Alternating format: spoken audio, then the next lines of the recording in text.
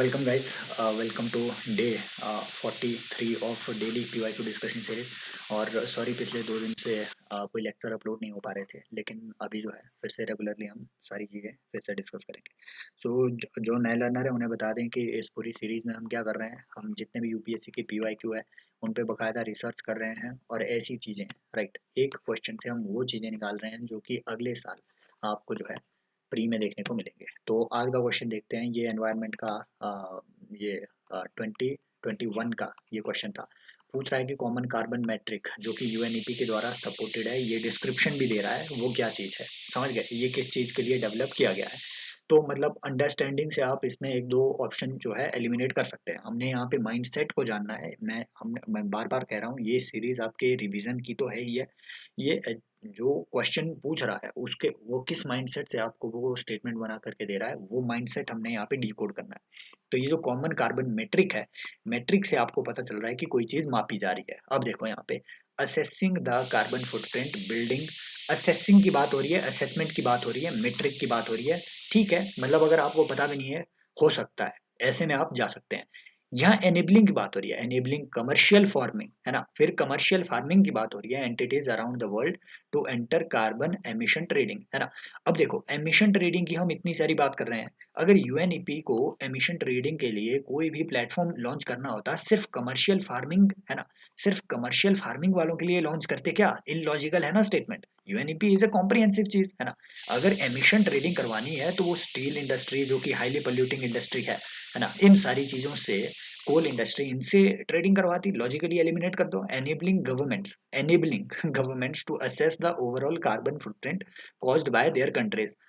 No, again ये सिर्फ government पे फोकस कर रहा है, लेकिन देखो कॉमन कार्बन मैट्रिक, मैट्रिक से आपको अगेन ये बात कर रहा है कि यहाँ कोई चीज पैमाइश की जा रही है, ये एनेबलिंग की बात कर रहा है। नो, यहाँ से आप डी और ए में कंफ्यूज हो सकते हो। असेसिंग की बात यहाँ पे हुई है कि assessing overall carbon footprint caused by the use of fossil fuels by the world in a unit time, है ना। अगर किसी को मतलब पता नहीं है और अगर आप इन दोनों में कंफ्यूज हो रहे हैं तो आप सही, है ना, सही रास्ते में जा रहे हैं। ऐसे में आपको तुक्का ही लगाना पड़ता है, ये बात सही है।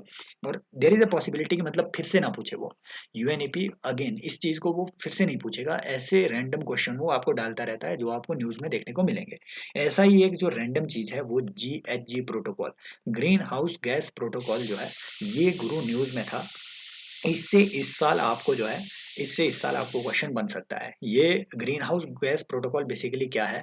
It provides standards, guidance, tools and training for business and government to measure and manage climate warming emissions. ठीक है, तो एक तरीके से ये एक टूल है, राइट। ये ग्रीन हाउस गैस प्रोटोकॉल कोई तरीके के नियम नहीं है, ये एक तरीके से टूल है, एक प्लेटफॉर्म है जिसका यूज करके जो गवर्नमेंट है, जो गवर्नमेंट एजेंसीज है, बिजनेसेस है, प्राइवेट एजेंसीज है, ये जो है इन स्टैंडर्ड्स, इन गाइडेंस टूल्स वगैरह का यूज करके असेसमेंट कर सकते हैं अपने, राइट, अपने जो भी इनके जीएचजी एमिशन वगैरह है।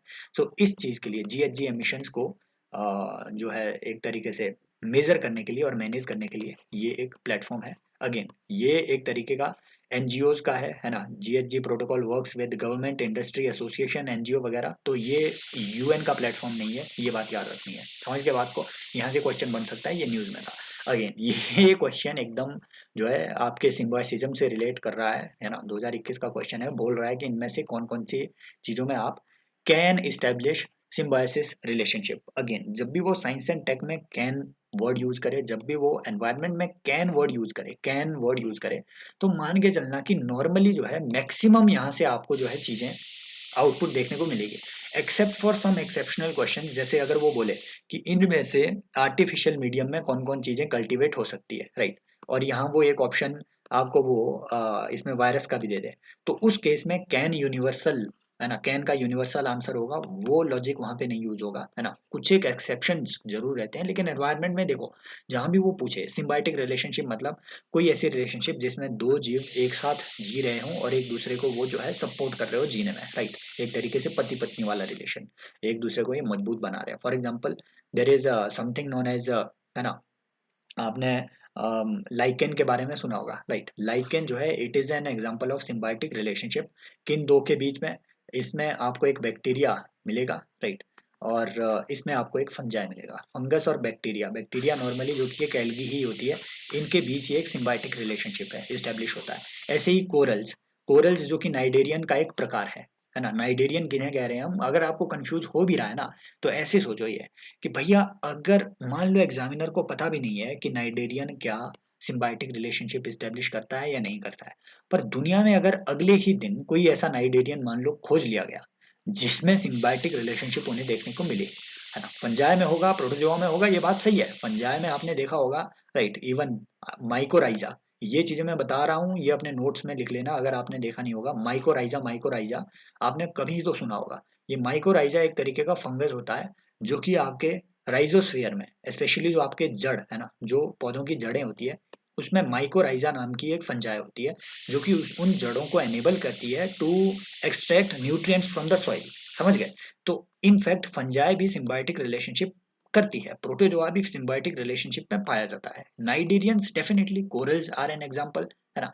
तो ये लॉजिक आप इसमें लगाओ। अगर मान लो, ये सोचो, एग्जामिनर ने दुनिया की सारी बुक्स नहीं पढ़ी हुई है, अगर मान लो उसकी नॉलेज में नाइडेरियन नहीं है सिम्बायोटिक रिलेशन वाले, बट हो सकता है अगले दिन के लिए डिस्कवर हो जाए। समझ गए?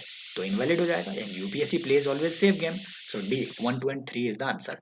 तो आप मुझे यहाँ पे बताएंगे बायोटिक, है ना, जो आपके बायोटिक इंटरेक्शंस होती है ना, बायोटिक इंटरेक्शंस जिसमें आपका एमेंसलिज्म, कमेंसलिज्म वगैरह होगा, उन चीज़ों को एक बार आप रिवाइज जरूर कर लेना, है ना? अगर मैं यहाँ पे कराऊंगा तो वो जो है लंबी वीडियो आपको देखने को मिलेगी, राइट?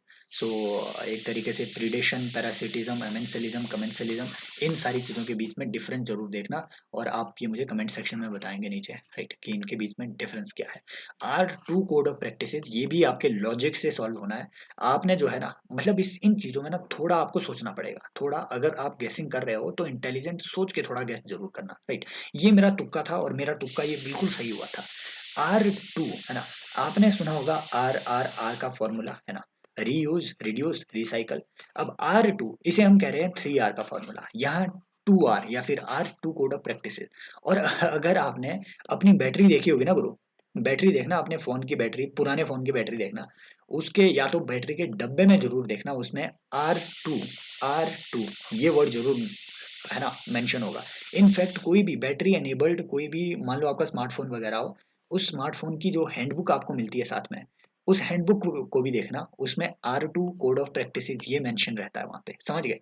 तो ये कुछ भी नहीं है, एक तरीके से देखो, environmentally responsible practicals in electronics, हो सकता है यहाँ रिसाइकलिंग की बात हो रही है, चलो मान लो, है ना, इसे स्टैंड बाय मोड में रखो, आर से आर कनेक्ट हो रहा है, ऐसी चीजें, मतलब इस तरीके से चीजों को गैस किया करो।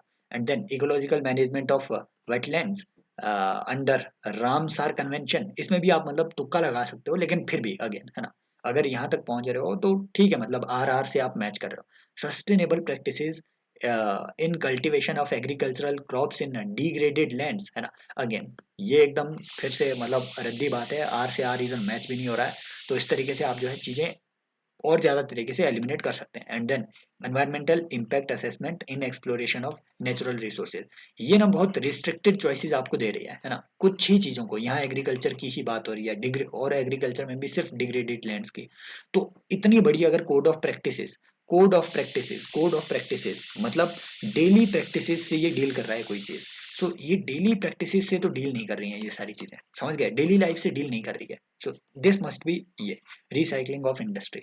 तो कोड ऑफ प्रैक्टिसेस वगैरह वगैरह, इन कीवर्ड से जो है आप चीजें गेस जरूर कर सकते हैं कि आंसर हो क्या सकता है। समझ गए बात को? तो R2 मतलब रीयूज, रिड्यूस, रिसाइकल वगैरह, उस तरीके से ये चीजें आपकी चलती है। Why is there a concern about copper smelting plant, है ना? They may release lethal quantities of carbon monoxide. देखो, दुनिया में हर जगह कॉपर स्मेल्टिंग प्लांट है, बिल्कुल सही बात है। और प्लांट जहां जहां है, अगर वहां कोल वगैरह बर्न हो रहा है ना गुरु, कोल बर्न हो रहा है, तो डेफिनेटली कोल बर्निंग का कार्बन मोनोऑक्साइड तो जरूर निकलेगा ही निकलेगा। ठीक है, बीच में कार्बन मोनोऑक्साइड निकलेगा, बीच में ब्राउन कार्बन निकलेगा, ब्राउन एशेज निकलेगी, फ्लाई एशेज निकलेगी, एमिशन होगा। बट लीथल क्वांटिटी में अगर गुरु होने लग जाए, तो कॉपर स्मेल्टिंग प्लांट किसी भी सिटी के नज़दीक नहीं होगा, किसी भी बस्ती के नज़दीक आप इस्टेब्लिश नहीं कर सकते। लीथल क्वांटिटीज में अगर वहाँ से कार्बन मोनोऑक्साइड निकल रहा है, वहाँ पूरी, अगर लीथल क्वांटिटीज में कार्बन मोनोऑक्साइड निकल रहा है, तो पूरी वेजिटेशन डैमेज हो जाएगी। समझ गए? It means carbon, copper smelting plant तब बनाएंगे ही नहीं ऐसी सिटीज के नजदीक। और गुरु आपने देखा होगा हैदराबाद में हैदराबाद के आसपास जो है 2020 के आसपास वहां से ये क्वेश्चन बना हुआ है एक्चुअली। एक कॉपर स्मेल्टिंग प्लांट में कॉपर प्लांट से लीकेज हुई थी और एक वहीं पे स्टीरीन गैस की लीकेज हुई थी। स्टीरीन गैस की लीकेज भी हुई थी, है ना। हैदराबाद के ही दो प्लांट्स थे। तो गुरु मतलब सिटीज के आसपास कैसे आप ये प्लांट तब इस्टेब्लिश करोगे? मतलब सिर्फ इसलिए ही इसे एलिमिनेट नहीं करना है कि लीथल वर्ड मतलब extreme word, no. Extreme statement है, कई बार वो देते भी हैं, पर यहाँ लॉजिक लगाना है कि अगर लीथल क्वांटिटीज में है तो दुनिया मतलब वहाँ के आसपास लोग जिंदा कैसे रहेंगे फिर? लीथल क्वांटिटीज मीन्स वो आपको डेड कर देंगे, समझ के बात को। सो ये हटाओ हटाओ हटाओ, समझ गए। सो मे वर्ड से कंफ्यूजन हो भी सकता है, लेकिन ऐसी चीजों को जो है आपने इस तरीके से, जैसे हमने वो देखा था कि मतलब माइक्रोवेव वाला इन्होंने क्वेश्चन दे दिया था, उस तरीके से, राइट। ऐसे लॉजिक आपको जरूर लगाने हैं, चीजें एलिमिनेट जरूर करनी है, right. So the copper slag can cause leaching of some heavy metals, बिल्कुल इसमें, राइट। हैवी मेटल्स तो लीच होंगे ही होंगे जहाँ कोल वगैरह बर्न होगा। And they may release sulphur dioxide as pollutant, होगा वो, राइट। ये तो मे क्या, they release sulphur dioxide as pollutant. आप मुझे कमेंट सेक्शन में बताएंगे क्या सल्फर डाइऑक्साइड एक ग्रीन हाउस गैस है, और क्या सल्फर डाइऑक्साइड आपके क्या कहते हैं एसिड रेन कॉज करती है या नहीं। तो ऐसे ही अगर आपको सेशंस लेने हैं तो आप डेली ज्वाइन कर सकते हैं, राइट। और डेली 2-3 लेक्चर हमारे आते रहेंगे, राइट। और ये फ्री में इनिशिएटिव है गाइस। आप टेलीग्राम पे मुझसे जुड़ सकते हैं, लिंक आपको डिस्क्रिप्शन में मिलेगा। अगर आपको ये सीरीज अच्छी लग रही है तो कमेंट में जरूर बताइए, और कैसे इन चीज़ों को बेटर किया जा सकता है वो भी बताइए। और जिन्हें सी सेट का डर लग रहा है वो मेरे साथ स्टडी कर सकते हैं सी सेट के PYQs के पैसेज, और वो चीज़ें देख सकते हैं कि किस तरीके से हम जो है आंसर के बिल्कुल करीब, है ना, अपनी एफिशिएंसी जो अपनी पैसेज में अपनी जो एक्यूरेसी है उसे बेटर कर सकते हैं। तो टेक केयर, बाय बाय, मिलते हैं नेक्स्ट लेक्चर में। एंड जय हिंद, लव यू।